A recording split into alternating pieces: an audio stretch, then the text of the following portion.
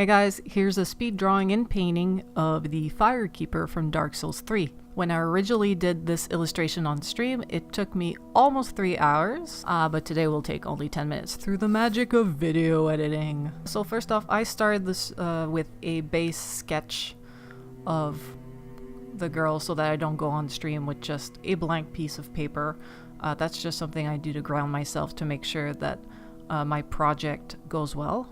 So here I'm just working with a 2H pencil, which is a lighter pencil. From the simple sketch I am building in where details will be, working out proportions, making sure I'm liking the placement and the flow of the drawing.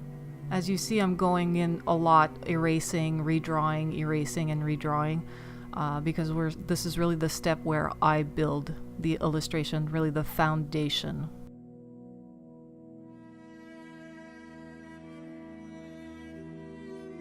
And you see here, I'm just unsatisfied with the proportions and I will erase most of it and just rebuild it.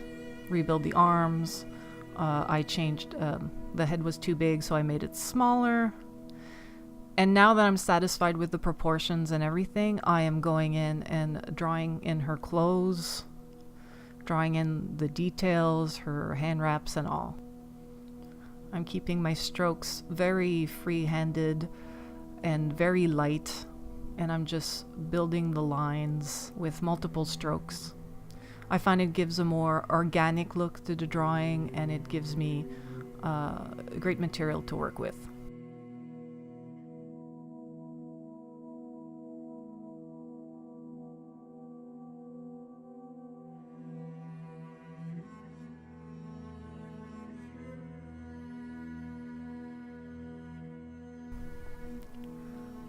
After that, I grab any old HB pencil, and this is what I call the line art before the line art. So I'll go in and just reinforce the line and really make sure that I like everything that I make. This is where I'll take some final decisions, proportion and composition wise. And as you can see, I'm still fixing some issues, like I was having troubles with the clasp on her cape there. So as I'm working with the HB pencil, I still try to keep my lines very loose, building them as I need as I go, without drawing them too rigidly or in one single stroke.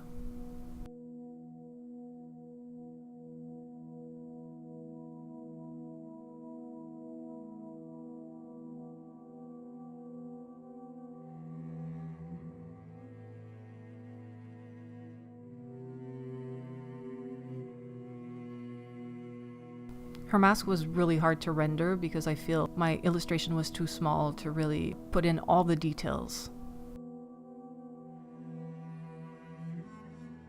So now here's the actual line art. I'm working with indelible China ink, so that means it's waterproof, it's eraser proof, and we're just stuck with it once it's done. I started with a dip pen, which is a very precise tool for details. After that, I switched to a paintbrush because I find a paintbrush gives a more organic line. I find the strokes will flow better.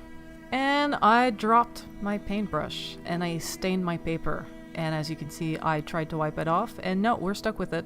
That's what it is. I'll have to Photoshop it out after I scan the final drawing.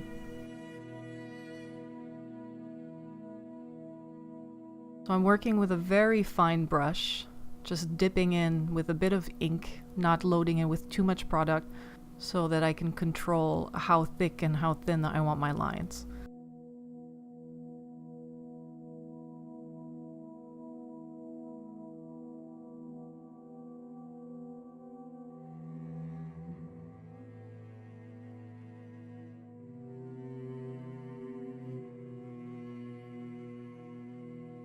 Here I'm a bit out of frame, but you can see my computer in the background and you can see how I work. So I've got Beam open, of course, to keep track of chat, but in Photoshop you see I have multiple images of the girl open. So these are my reference that I work with as I go.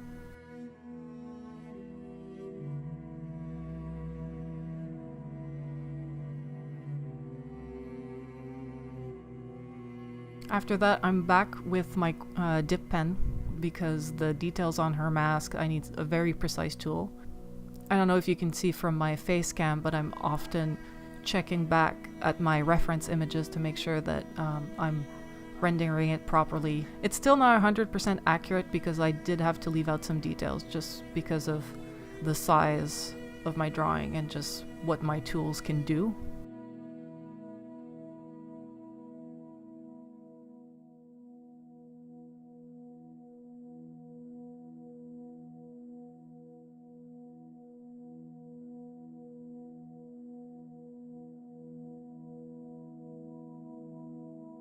And after that, we can just erase. Once the ink is dry, it's not moving, so you can just use a big old eraser and erase all the lines. And then I'm going in with a slightly thicker brush to thicken some lines. And here's the usual cat interference. So I'm working with a glass of water, of course, to wash my tools as I go. And as soon as I have a glass of water on my desk, my cat wants to come and drink in it.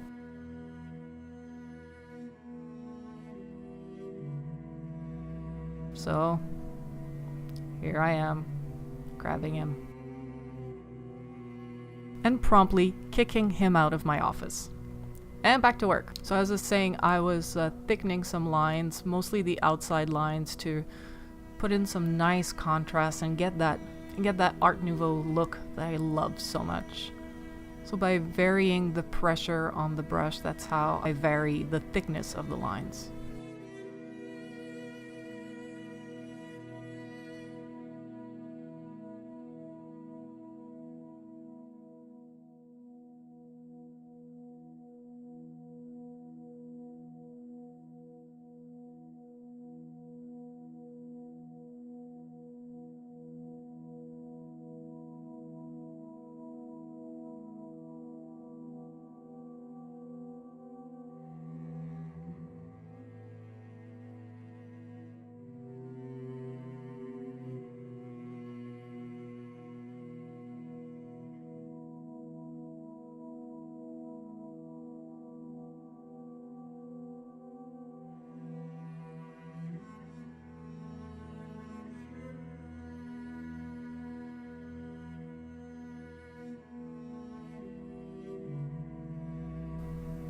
Once I'm satisfied with the line art, then it's time to move on to actually filling in the lines. To do that, I'll take my ink and I'll dilute it with a bit of water to get different shades of gray. And I'll grab a piece of scrap paper just to test the tone before I put it on the actual drawing. Because remember, it's indelible. Once it's on the paper, it's there forever. So first step is to put down the first layer of the tones. So I have a mid-tone for the dress and the cape, and then a slightly lighter tone for the top of her dress. And at the top of her dress, there was some light embroideries that I felt the line art could not render properly. So I decided to render it using my washes of gray tone.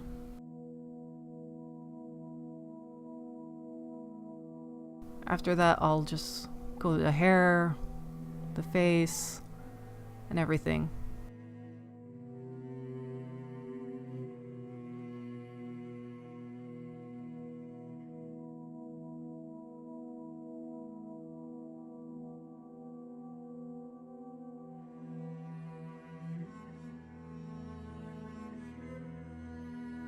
So as you can see on the hand wraps, which are leathery, I'll put in a first layer and then absorb it with a Scott towel and then put it again.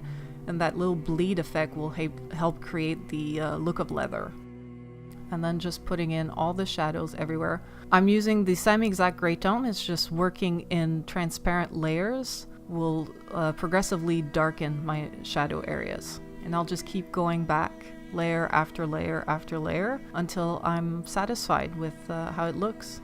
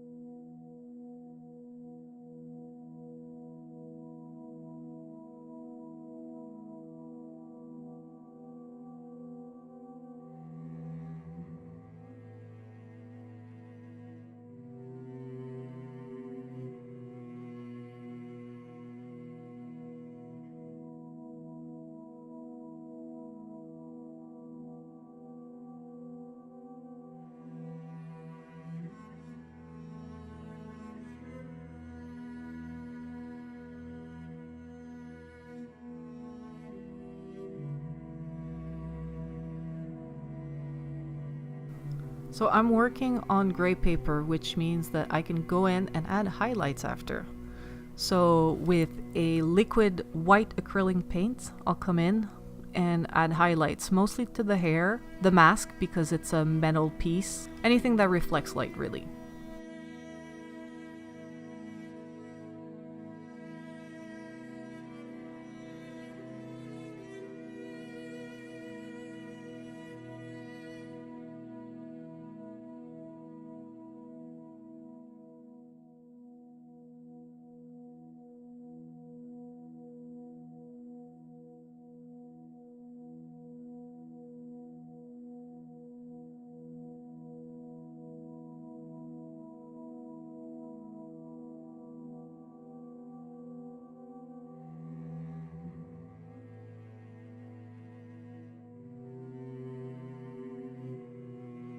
After that, I'm just fixing a few lines here and there, and we're gonna sign it and call it finished.